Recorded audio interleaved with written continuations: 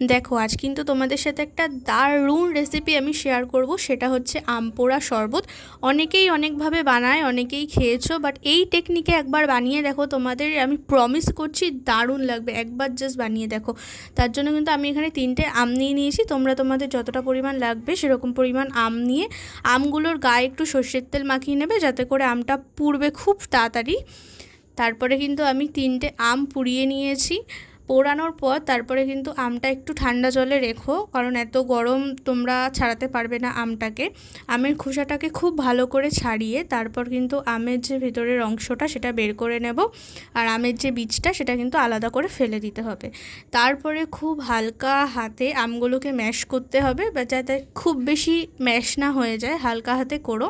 আর যেই সব আমের যে টুকরোগুলো পড়ে না প্রপারভাবে, সেগুলো চাইলে তোমরা আলাদা করেও দিতে পারো, বা তোমরা আম পোড়া শরবতের মধ্যেও রাখতে পারো।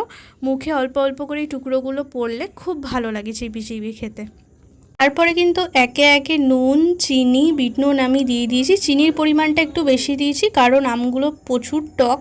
তার জন্য কিন্তু আমি এখানে মোটামুটি 2.5 চামচ মতো চিনি দিয়েছি। তোমরা তোমাদের পরিমাণ অনুযায়ী দিও, যে যেরকম খায়। তারপরে কিন্তু খুব ভালো করে মিক্স করে নিয়েছি চামচ দিয়ে। আর এই যে অংশগুলো, এগুলো কিন্তু আমি ফেলি না, খেতে খুব ভালো লাগে আমের এই টুকরোগুলো। শরবতের মধ্যে যখন খেতে খেতে মুখে পড়ে, টুকরোটা খুব দারুণ লাগে। তারপরে এখানে আমি একটু ঠান্ডা জল মিক্স করে নিয়েছি। তোমরা চাইলে নর্মাল ওয়াটার দিয়ে তার মধ্যে আইস কিউব দিয়ে নিতে পারো। তারপর কিন্তু শরবতটা ভালো করে মিক্স করে গ্লাসে সার্ভ করো। কারা কারা আম পোড়া শরবত খেয়েছো আমাকে অবশ্যই কমেন্ট করো।